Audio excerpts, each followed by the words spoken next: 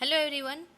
Last લેક્ચરમાં આપણે સટાયર વિશેની ડિટેલ નોટ્સ જોઈ હતી, એનું ઇન્ટ્રોડક્શન જોયું હતું, બરાબર છે. આપણને એની ઓક્સફર્ડ ડિક્શનરીની ડેફિનેશન આપણે જોઈ હતી, એની પછી એને ટાઈપ્સ શીખ્યા હતા, બરાબર છે. ટાઈપ્સ ઓફ સટાયર, 2 ટાઈપ્સ હતા. એમાં એક તો આવ્યું છે હોરેશિયન, બીજું કયું હતું?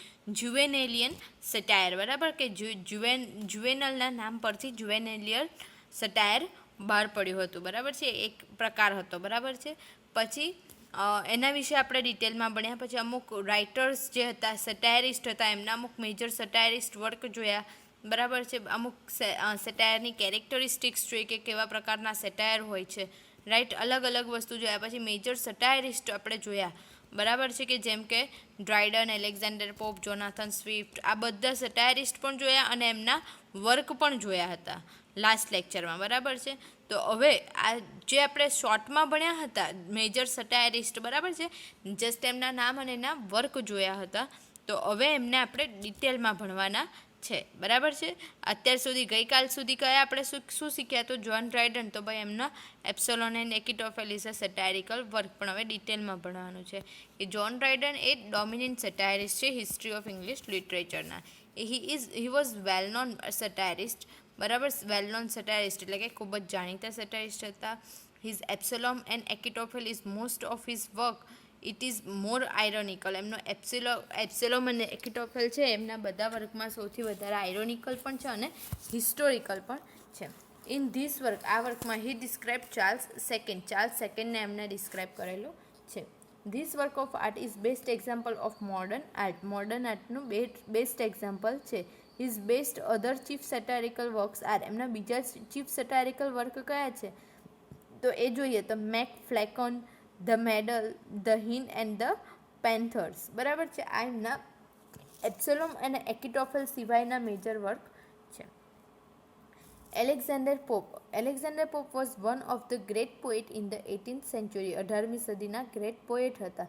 As well as history of English literature, history of English લિટરેચરના પણ એના શું કહેવાય ગણાય છે. ખાલી 18મી સદી પૂરતા એ સીમિત હતા નહીં. આઈ થિંક એમને આરજે રીઝના મત મુજબ એ પોપ વિશે શું કહે છે?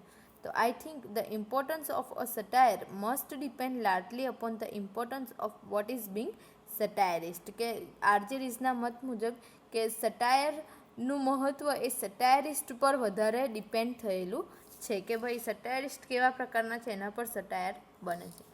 Pope's long satirical poem, for example the Dunciad, બરાબર, ફોર બેસ્ટ એપિક્સ સ્ટાઇલ, બરાબર છે. ડન્સિયડ એ શું છે? તો એની બેસ્ટ એક્ઝામ્પલ છે સટાયરિકલ વર્કનું, બરાબર છે.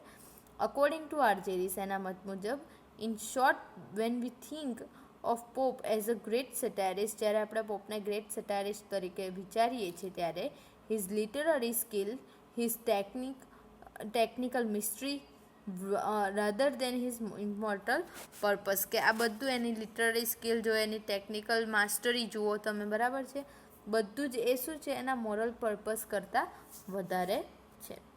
He was also the author of the rape of the લોકના પણ ઓથર હતા. અ પોયમ કે જે which most people would accept as a true masterpiece of light satire, કે હળવા સટાયરના એક માસ્ટરપીસ તરીકે દરેક વ્યક્તિ એને એક્સેપ્ટ કરી શકે છે, સ્વીકારી શકે છે. કોને? તો એલેક્ઝાન્ડર પોપના રેપ ઓફ ધ લોકને.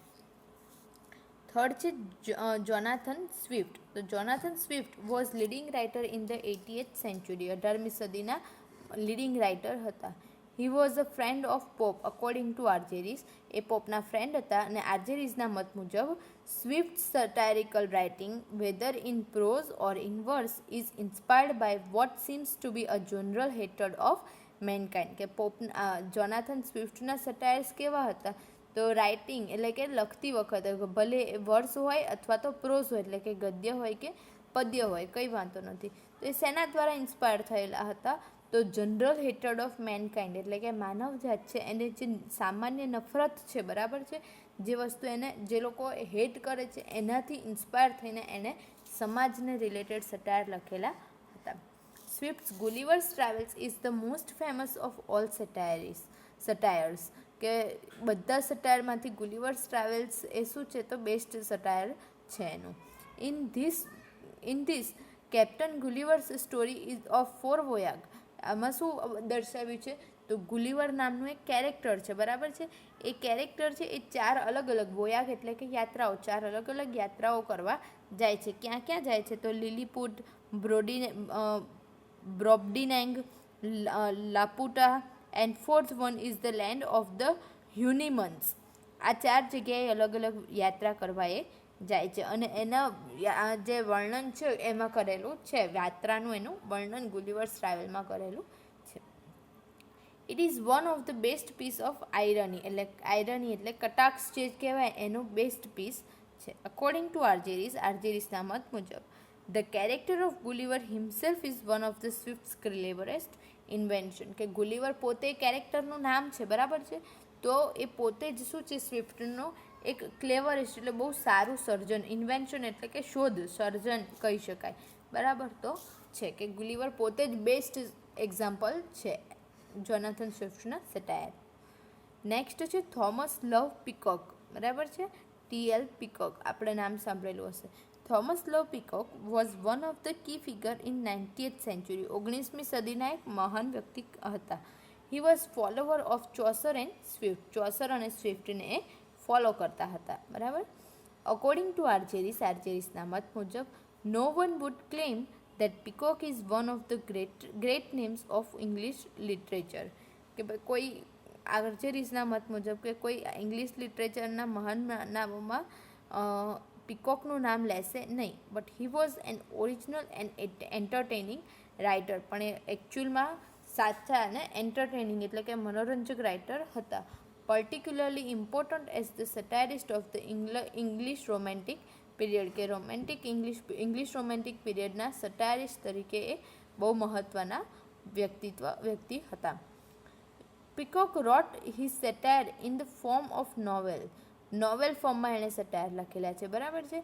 હિઝ સેટાયરિકલ વર્ક્સ એના સેટાયરિકલ વર્ક્સ કયા છે? ધ મિસફોર્ચ્યુન ઓફ એલ્ફિન, નાઇટમેર એબે, હેડલોંગ હોલ અને મેલિનકોર, બરાબર. આ એક્સેટ્રા, આ 4 એમના મેજર સટાયરિકલ વર્ક છે. કોના? Thomas Love પીકોકના. અને કોનાથી ઇન્સ્પાયર હતા? તો ચોસર અને સ્વિફ્ટથી. કઈ સદીમાં થઈ ગયા હતા? તો 19મી સદીમાં. નેક્સ્ટ છે એલ્ડસ હક્સલી.